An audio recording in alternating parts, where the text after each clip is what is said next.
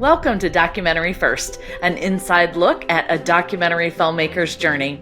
I'm your host and a documentary filmmaker myself, Christian Taylor. I'm typically joined by my co-host Jason Rugg, but he is actually taking care of his grandmother today, so we wish him and his family well during this time.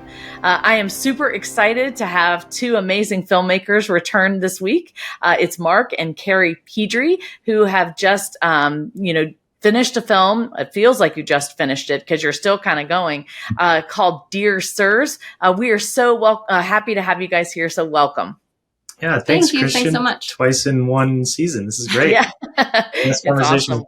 was amazing. Yeah, we have so much to learn from you. I just have been so impressed with your film. Let me give your bios really quick. Mark is an expedition-based documentary filmmaker and writer from Rock Springs, Wyoming. Carrie is the producer of this film. She's a scientist turned producer who got her start working as a scientific film consultant while she worked as a materials chemist researcher at the University of Southern California. Together, they run Burning Torch Productions, which is a boutique film production company that focuses on character-driven stories from the backcountry and backroads of the world.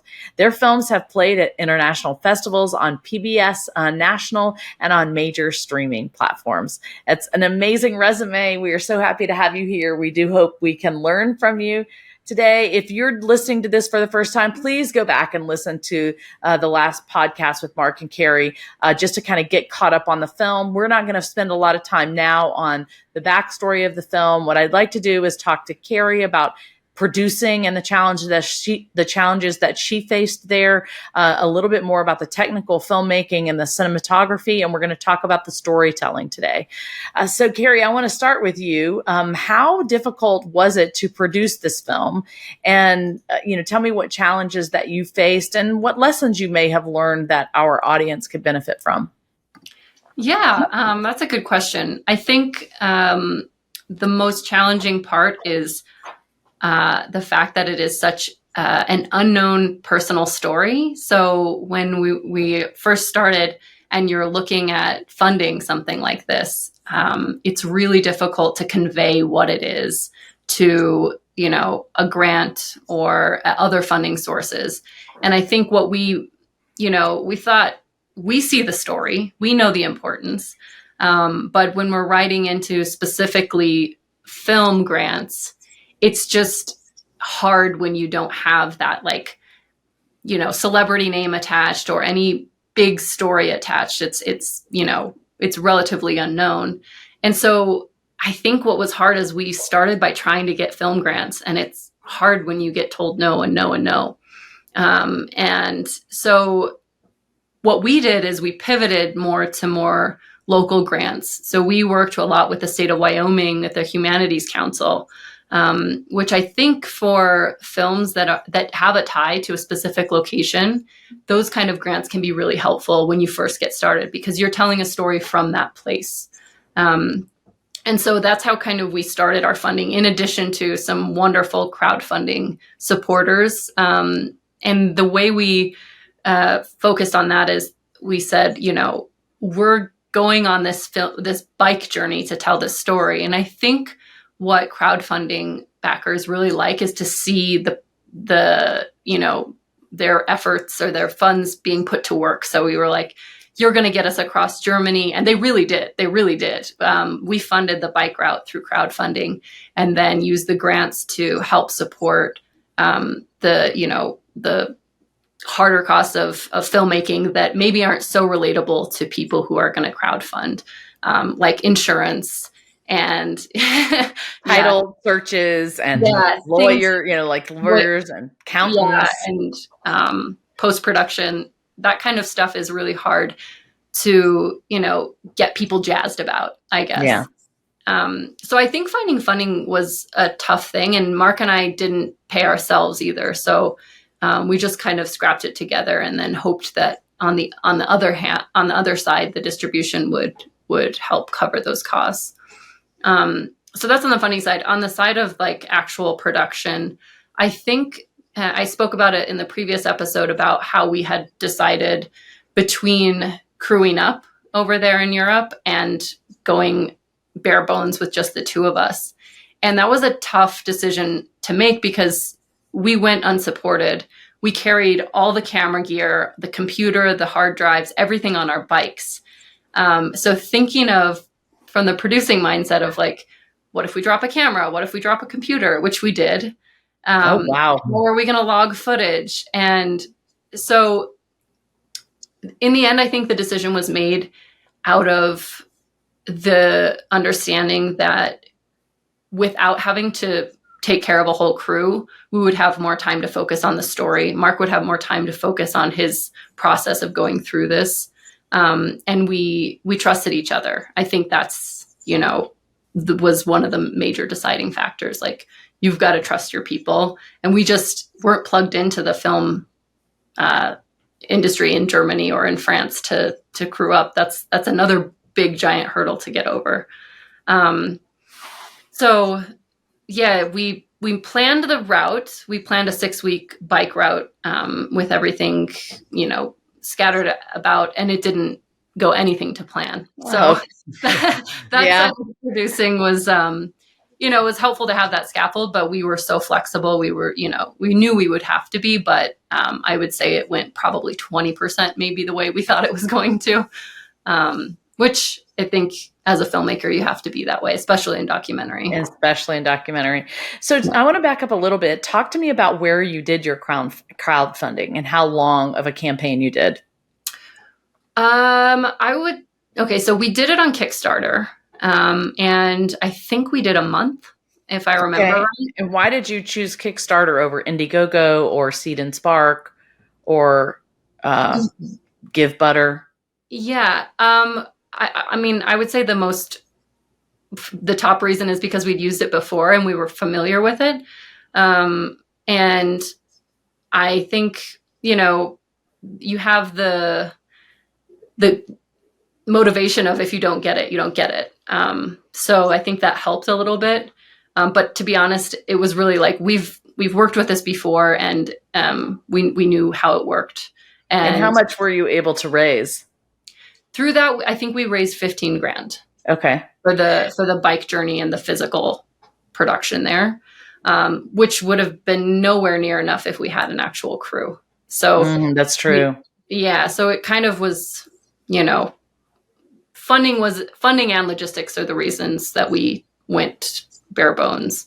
But one thing about crowdfunding that I think didn't think about so much before we promised these prizes is how much effort you put into the rewards. And I think a warning to filmmakers out there, think about how much time it takes you to write, say, a postcard.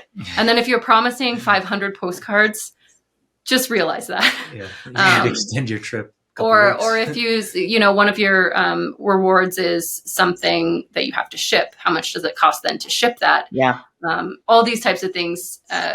We did okay on that, but I just, that's something to think of before you go and promise all these things. And I tell people, if people want to do a Kickstarter or Indiegogo, whatever it is, a crowdfunding campaign, producing that crowdfunding campaign is similar to producing your film.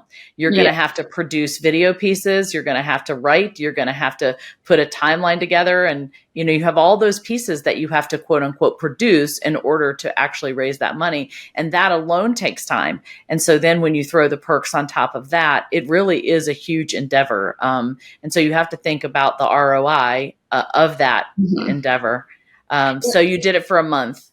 Yeah. And I think the other thing with what you're putting in is you put all this effort into building the campaign. And then when it launches, you are on it. You are like, doing social media. You're, trying to get people and you're on edge the whole time because you're worried you're not going to make the money. So it's like a month of stress. And there's a dip in the middle where it like the funding stops and you're like, oh my gosh. And then you have to like kick it into gear and be creative at the end. Would you do it again? I think I would. I think the problem with me saying that is that this film was so personal. Mark had to do a lot of the promotion and like, video footage himself of like talking about the story and everything. So it's a lot on if you're going to include the director or someone on camera other than the producer who doesn't necessarily have to do that. It's a lot to ask of them too. And it doesn't allow for them to put their brain on the creative side of the project because you're focused on this for so long, for an entire month or so. Right. that being said, the reason I say that I would do it again is because it's a great way to build an audience. It's a really great way to show people who you are behind the work. People buy into who you are, not necessarily what you do. They want to know who it is behind. And so I think in building an audience, if you don't already have one, it's a great way to do that. And it's a great way to put yourself out there as an artist.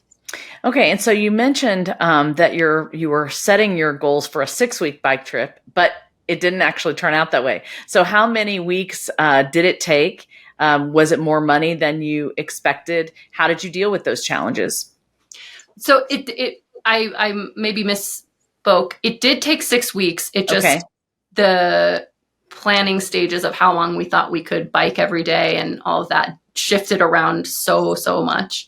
And I think the main thing that we didn't realize is how much filming we could do in a day, which is not that much, because you have to bike to get, when your vehicle is a bike, it takes a long time to get to a place. It was also Germany in the winter, so there's not that much daylight to begin with.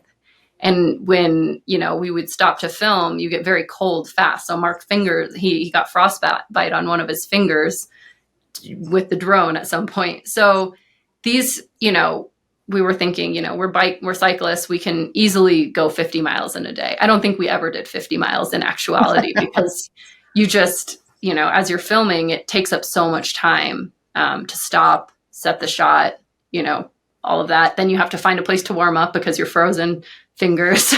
So I think that as we went on, we had 6 weeks to get our bearings. And I think by the end of it, we kind of had that. But at the beginning, we were definitely slapped in the face with some unexpected, like one of the first scenes when we're in Europe is realizing that we should not stay on the tippy top floor with no elevator. Oh my goodness. You taking your bikes up that walk up was just, I could not believe it. Was it like 4 flights, 5 flights?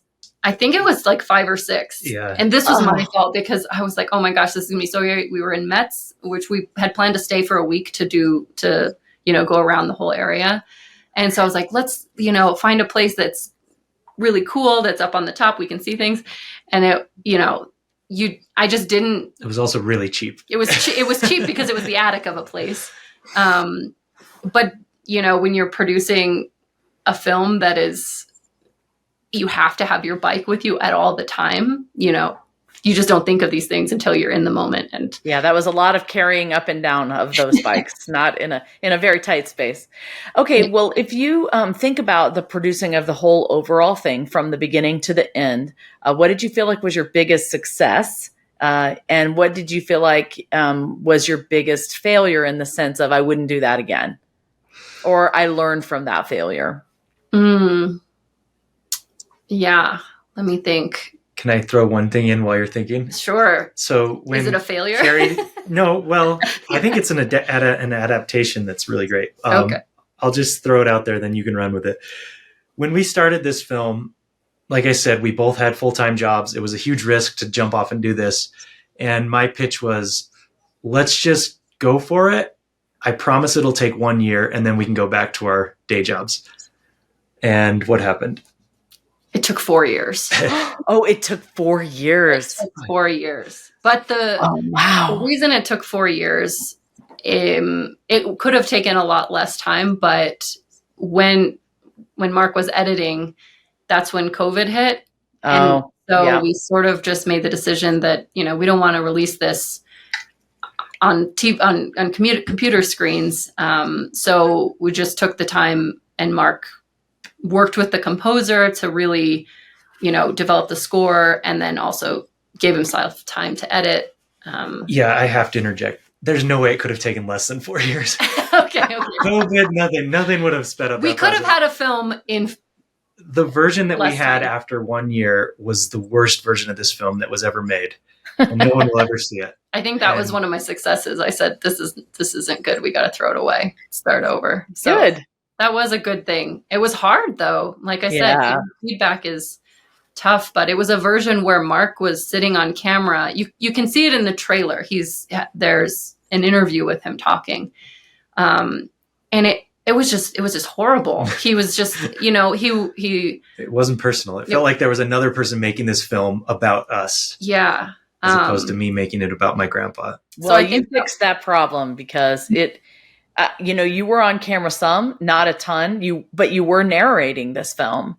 Mm-hmm. And again, that goes into the storytelling part of it. If you don't mind, I kind of want to jump to that real quick.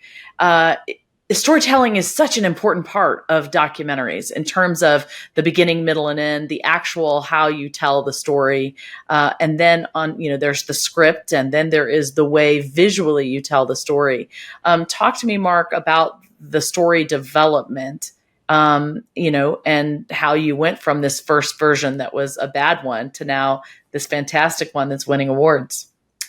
Yeah, so I think that's also tied to maybe Carrie producing. One of the biggest successes of it was trusting that there is a version that's great deep down in this mud that we were sifting through, and not giving up on the project. Because I think a lot of times, especially when a project doesn't have enough money, you've seen a cut, it's been a year, you kind of feel like, okay, we did the thing. I'm sure this will get into like one obscure festival, and then let's move on.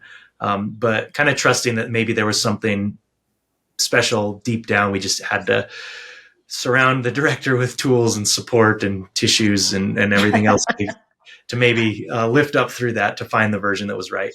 And I think that's where a lot of the big storytelling mechanisms came from. Though one of the things which the film really leans on a lot that was there from the very beginning was this aesthetic of pulling up these letters and photos into the frame, very, hands-on, as if, it's the point of view of the viewer in my shoes looking at these photos for the first time. And that was something that was, it's like the simplest thing you can imagine. It's not, I didn't invent it, thousands of people have done it before, but there's something so pure about just pulling an artifact close and examining it. There's an intimacy in the handwriting. It's like you're looking into this person's eyes through the pencil that they used to write this very personal letter 75 years ago. So for me, as the grandson of Silvio, experiencing that firsthand, I just thought, if there's any way to translate this to an audience, it'll work. Like if people can feel how I felt in his office that night, reading these letters for the first time, then this film will work. So I think that was a brilliant stroke, because it really did make me feel like I was experiencing that for the first time, that flush of discovery. And I think all of us in our lives have had some moment like that where we found something. We're like, wow, and we discover it. And so you can remember what you felt like and then understand what you felt like. So yeah, I thought that was a genius storytelling device. Yeah, and it was a little bit complicated as a documentarian to decipher, I guess, how we would actually implement that, because in a sense it's reenactment. I mean, I didn't immediately bring the camera, set up the lights, and start going through this the night I discovered it. It was trying to replicate what that was like. And when you get into reenacting things, it can be a little bit of a slippery slope of like, okay, what is this is still real? What is the truth of this moment? And if you look at those shots, there's something that, like, seeing it now on a big screen, I look at my hands and I'm like, man, your hands are kind of like, they're not like model hands, definitely. Like you could have done a manicure or something had you have known this was going to be on movie screens. But then also, that's the part of the film that's the authenticity of it, that we didn't go back and polish it in every way. And, even with the score, that was always a big part of the conversation was, I want to hear the hands of the person playing this instrument. I don't want to have the most sophisticated digital reproduction of the best Steinway that was ever made. I want to hear James playing it on your piano in your studio, because that sounds like the one that I have in my house that my grandpa listened to all those years. Yeah, so that's just super cool. What you just said reminded me of an incredible scene that I really want to know how you did. The scene where you're sitting outside your grandfather's house and you're playing the accordion, and you guys are moving into his house. How the heck did you do that scene? And just for those of you who haven't seen the movie, basically he's sitting there playing this accordion while he is also walking into his grandfather's house carrying boxes along with Carrie. So talk to me about how you did that. Yeah, that was really fun. And there's a few moments in the film where we sort of break the more serious documentarian and we go into kind of this hybrid artistic, I don't know, maybe magical realism in that case. But essentially, yeah, you're right. We cloned me on camera. One of me was playing the accordion. The other was helping Carrie move into the house. And from a technical perspective, what we did is we just had the camera on a tripod, so it was locked off. So nothing was moving except for us as the subjects within the frame. And as long as we didn't overlap on either, character, we were able to kind of carve out that space of me playing accordion and then overlay the other side. Just stick it in. Yeah. I loved it. From like the story perspective, we thought, okay, there's two ways to do this. We can just show us bringing boxes in and, narrate what that felt like in the moment. Or we could add this other third layer, which is kind of the magic of why we go to the movies, which is, what's kind of the metaphor that's happening here. And in that scene, there's this childhood version of myself that played accordion and practiced accordion at my grandpa's house while he listened.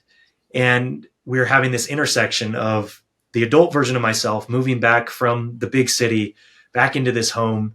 And, it was kind of a nod to that. I see the accordion version, the little kid version playing that song, and also the childish spirit of kind of playing around with, like I said, the magical realism. And then we also sped it up. So when I follow myself into the house, it's just kind of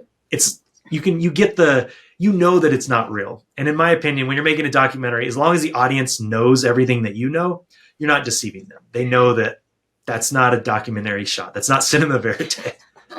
No, I thought it was genius actually, because I got the metaphor and I just thought that was beautiful. The other thing is I do think that you play the piano. We saw you in the movie playing the piano. We see you playing the accordion. Was your piano playing and your accordion music woven into the score? I think it must have been. Yeah, it was. So there was a few cues that I wrote that were performed both on screen and then also it faded into the score. James is a much better musician than me. So at any time possible, I deferred to his performance and composition because it's just so much there. The layers that go into writing a score are so much different than me as a musician performing a piece that feels relevant in the moment. So to make that comparison, there's a scene in the film where I go to this concert hall in Heppenheim where my grandpa was in the prisoner of war hospital.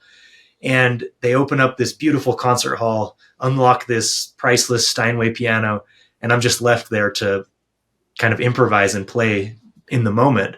So that piece is really part of the documentary more so than the score because it shows me playing a song for my grandpa. I make the comment that I don't think he ever heard the music echo out from the concert hall. But, I would like to think that maybe he can hear it now, though that wasn't necessarily in the dialogue. I thought that was a little too on the nose, but that's what I was trying to imply. Yeah, that was beautiful. You look at the score and the score is much more of, it's an entire conversation. It establishes characters in the first minute. Then these characters come back in different themes. It connects two places in time. So it's a much bigger thing that has to speak to every scene, whereas the stuff that I played was, like I said, more of a performance within the film. Yeah, I do love how you wove those personal moments in there, and I do think the storytelling was really one of the strongest parts of this piece because it just was very clear that this was a personal journey, but you really were telling the story in a way that made us want to lean in, and hear more and get to know you, and your grandfather. That's worth mentioning a little more about too, because I think any filmmaker needs to lean into their voice more. I think sometimes we're told don't use voiceover, which, sometimes don't use voiceover. But what you need to do is always use the best tools that are available to you as an artist. And sometimes, that filmmaker is a great writer and their voice speaks to the subject of the film, similar to your film. I think that, you take out your voice and it becomes a totally different film. And in a lot of ways, deconstructs some of the most meaningful parts of it. Yeah. In my film, I'm a musician. To take out the pieces of me that I'm trying to express musically, literally on screen, that's just a tool that I have that's helps me express what I'm trying to do. So reflecting on, when you go to make a film, think about, why am I the person that should be telling this story, and what tools do I have that I can pour into this that are unique to me? And that's a great word. Yeah. Great word of advice. Yeah, that was true. I did not want to narrate. I did not want to be in my film from the very beginning. I said, I'm not going to do that. In the end, I didn't have the money to hire Peter Coyote, nor the time. And it ended up, everybody just kept saying it's a much stronger story if you tell it. And you're right. I was afraid. I was like, I don't want to make this about me. I want to make this about the subject. And it is a fine line to walk. And it's good that you have Carrie there. I had my editor there to say, that's a little bit too much about you. Let's go back to the story, Yeah, that's huge. Actually, I want to talk about that too. And that's something Carrie could probably talk more about than me. But the constraints that money bring liberate you creatively in a way that the biggest budget in the world could never do. Meaning, like, for us, we didn't have enough money to animate more than we had in the film. But because we only were able to have that amount, and the conversation that we had with the animator about kind of the minimalistic look of it kind of formed creatively what it needed to be. If we had all the money in the world, I think we would have thought we needed more animation, and it needed to be, more movement within that animation. And in reality, that would have broken it down. But because, I'm so glad you brought up the animation. We didn't talk about that last time, but the animation that you do have is phenomenal. And it's so helpful. Like, it really helps you imagine what the river crossing would be, or what it would like to be in that, the boxcar. I thought the animator was fabulous, and the sound effects that went along with that were super helpful. Great stuff. Definitely good choice. Drew Christie did us a huge favor on that. Like Mark said, we absolutely couldn't afford him. He's phenomenal. And he was phenomenal to work with. That was our first time working with an animator, and Mark directing an animator of what he wanted to see. It was just so, when he would send the mock-ups back, we were just blown away. He had characterized each of these characters on a piece of paper that was so communicative of who they were. He just nailed it. And as a documentary producer, you don't think animation first necessarily. And if you think animation, you're like, ooh, I don't know how that's going to go, how that's going to fit in. But the reason we felt strongly that we needed the animation is there were holes in the story that we didn't have footage of, and we didn't know how to convey. And then the other thing is, we found a book of sketches from prisoners who were with Silvio in the camp. And we thought, Mark thought, if we could just, kind of draw from that for the artistic direction on that, if we could create something like that, this feeling of minimalist, all you have is charcoal to sketch. That's kind of where that came from. And that's why we felt strongly that it would work. And we were just so grateful to work with Drew on that. He really did a great job. That goes back to that original thing of, like, if you feel it as a director, as a filmmaker, when you experience something for the first time, if you feel something, write it down, because that's what your whole job is, to get somebody else to feel that. And when we saw these prisoner of war drawings, they were so simple, so minimal, but you just felt like the weight of this experience and the emotions that they were conveyed in. So we thought, okay, write that down. This means something. Now let's go to the animator and feel like, is it possible to try to bring that same type of emotion? And Drew did. I think, that's beautiful. I'm going to highlight what you just said, because I think that is so beautiful for filmmakers. It is important, no matter what we're making as a, documentary filmmakers, that we are making this so that people will feel what we felt. So we do need to make a note of what moves us in a moment, so we can convey that and our audience can experience the same thing. Yeah. And come back to those notes, because you'll edit, you'll get notes from other people, and it's possible to lose that, but you have to realize and know that it meant something that first time. And somebody's going to watch this film for the first time and they're going to feel it too. So that's when you have to fight for things that are, integral to the emotional arc of the film. Because otherwise you can get technical and you get a lot of cooks in the kitchen. And if you lose that magic, that's tragic because you felt it and now no one's going to feel it again. Yeah, it was great. Beautiful, beautiful word of advice. I also want to address the maps. I thought the maps were hugely helpful. I thought that you animated them well. You integrated them in a perfect way in the story.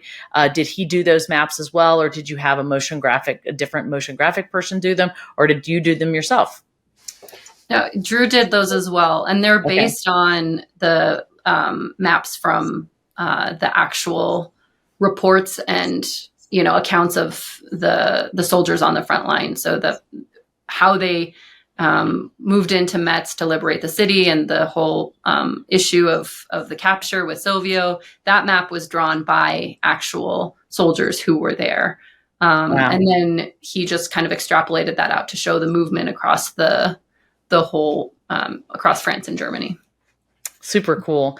Well, I do want to point out a couple of things. As I was watching your movie, I realized that today is the anniversary of the liberation of Metz. Yeah, that's amazing. We didn't plan this, but I think it's very special that we're doing this, and thank you for calling attention to that. Yeah. And I know that in Metz, they take this day so seriously. So they're having celebrations and commemorating that as well. And we were able to show a work in progress there in 2019. So 76th year, yeah. But next year's the 80th. Yeah. And I think we should try to make it back and show the film and at least be there for the commemorations because it is a special time. It's an amazing idea. I remember C.O. Bauer when I interviewed him. Again, he is in our film, The Girl Who Wore Freedom. He's kind of the heart of it, still alive and doing well. He turned 100 back in May. And he talked about those liberation ceremonies and how they just completely transformed his heart and, just made him feel so loved. And you'll hear him testify to that in our film. It was a very big deal for that town to be liberated because so many Americans were lost, including C.O. Bauer getting wounded and, having to leave the war altogether. So this is a very big day for those people in Metz. And I'm glad that you have told their story. It also shows, similar to your film too, this connection between France and the United States. And I think, to be stereotypical, people often talk about like, oh, you go to Paris and they don't like Americans. And we're like, well, then you should have gone to Metz and you should have talked about, this particular point in history because we could not buy ourselves dinner. Everyone was just, they treat you like you liberated, Exactly. I remember C.O. Bauer's line in our film. He said, if you can get back to places like Metz where they were blown down and they know they can't honor you enough. Mm-hmm. That's what he said. That's amazing. That's so as true. opposed to being here and people not really knowing what you're doing. So now there was another date that I noticed. Yesterday was the date, I think, of the liberation of your grandfather at that camp, November 21st. Is that true? Or no, that was in May. No, yesterday was the day he went to the hospital. That was it. Yesterday was the day he was sent to Hippity Hop. Yeah, exactly. Yeah, that's right. Yeah, that sounds more like it. Yeah. Yep. So that's part of what Joey was able to find with Footsteps researchers at the local archives in Heppenheim was the original records from that hospital, which it's just amazing. I mean, there's so many databases and archives out there that you almost need a professional. You do need a professional. You have because to. Otherwise you'll miss things. And part of making documentaries is trying to fill in gaps and provide, another piece to that collective narrative. So who did your archival producing? Because you had great archival footage. You had amazing archival photos. Who helped you with that? That was me. That was Carrie. Yeah. And I think that what made it, again, to Mark's point of like, sometimes the restrictions that you have make you even more creative. We did during COVID. So I didn't have the chance to travel to any of these archives. So I just had what was already digitized. And, in some cases I would write like the Imperial War Museum in London, and worked with them from afar to help. Hopefully they had something for us to use, and they did indeed. So I worked with a lot of different archivists at, national archives, but also we worked with, on message boards of like, hey, does anyone have any photographs from this time? There are a lot of collectors that do, and they were so helpful to share that stuff with us. So some of we had, maybe they didn't all make it in the film, but we had a lot of photos that people had, found in garage sales and things, and done the research to find out what they were pictures of.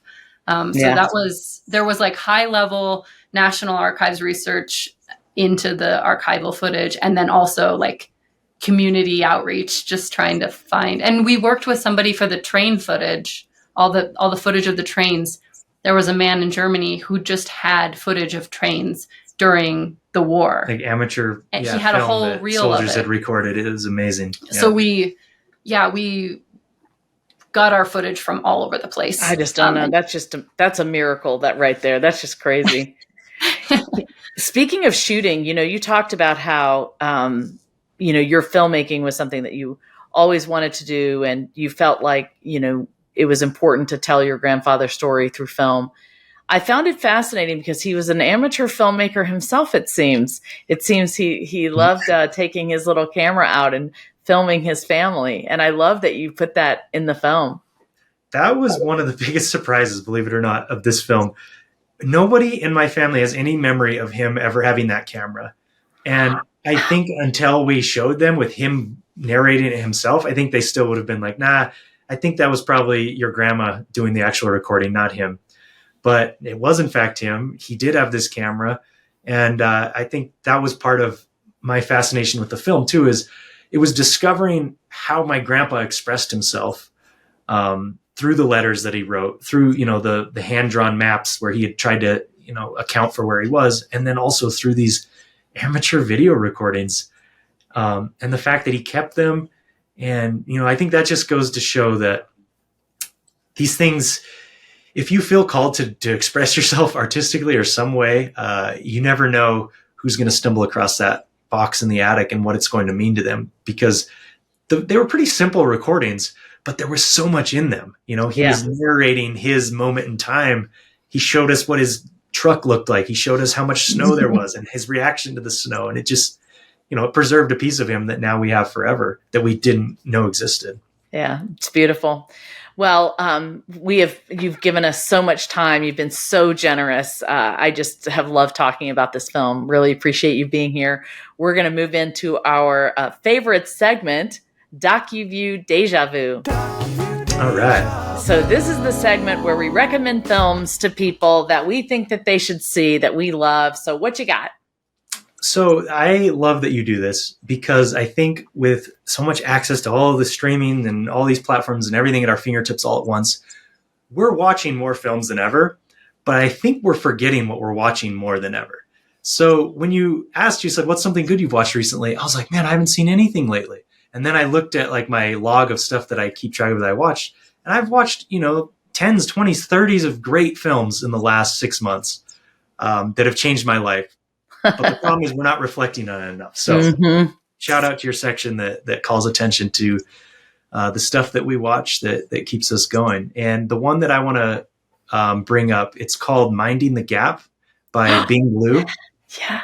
And it's just a fantastic personal story, which starts off feeling slice of life about this skateboarder who grows up in Rockford, Illinois.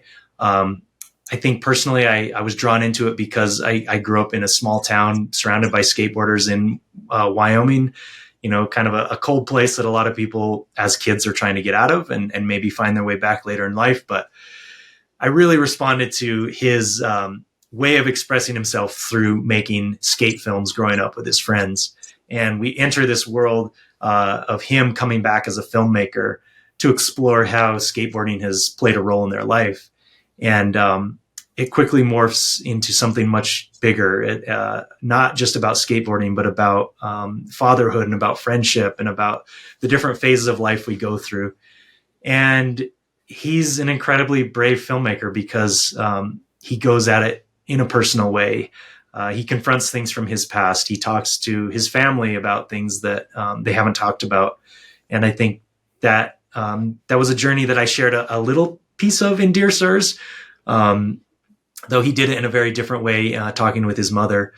But I think it's a film anybody should watch. It has the skateboarding action, the sound design, the way they incorporate the sound of skating into kind of this gritty narrative. It's also about a part of the world that I really respond to these Midwestern stories of cities that you don't necessarily hear about on the front page often. And Bing is just an incredible filmmaker, auteur. So go out and watch it. I think it's on Hulu right now. Okay. Great. If not, you can find it out there somewhere. He's got great distribution. So awesome. Okay. So mine is going to be, I think I talked last time about Harry and Meghan. I have watched this documentary series. At the time, I'd only seen the first episode. Now I have watched all of it. I still find it incredibly fascinating. I would recommend it just because it gives you this unbelievable insight into someone that has lived a world we will never experience. They tell it in a very personal way, and you realize that these famous people are just regular human beings dealing with, crazy in-laws or diapers or whatever. And so it is on Netflix, and I would recommend it, even if you're not interested in any of the royal story. It's a fascinating story, the way they tell it, the way they've written it. So that's my recommendation for today. Right. I have not watched it, so I have something to watch now. I wasn't really super interested in the beginning. I really only watched it because I got addicted to Suits, and I finished Suits, and I really loved Meghan Markle in that. So I was like, oh, well, she did this, so now I can still watch her. I wonder if she's, like she is in the movie. And so that was what started it. But then I really did get sucked in. All right. Well, Christian, thank you for. Yeah, it has been so nice to have you. Sharing a piece of your story, giving us a platform to share ours, and hopefully bringing the community closer together. We're beginning filmmakers. Every day I tell people it's like no one is a veteran filmmaker. Everyone starts fresh every day on the project they're working on and has to solve the problems of that day. So you give filmmakers the tools to keep doing that, including us. So thank you. That's what we hope. Well, you are welcome. Where can people watch Dear Sirs right now? You can go on our website at dearsirsfilm.com, and you can stream it or buy DVD at the store page on there. And we also have educational distribution through New Day Films. So if you're a teacher or a professor, you can use that in your classroom as well. So beautiful. And on PBS for the next 3 years. We just had a really great broadcast on Veterans Day across the U.S. And then the next big one to look out for is Memorial Day. So great. Popping around for the next couple of years, hopefully. And do you have an impact screening coming up that people could attend? We just wrapped up a huge group of them for Veterans Day, and so I don't think we have any coming up. We're kind of done for the holidays, but we post them on our screenings page on our website, so you can check if we're coming towards you. Okay. That's great. Well, thank you so much for being here. And thank you, everyone, for listening to Documentary First, where we believe everyone has a story to tell, and you can be the one to tell it. Bye, everybody.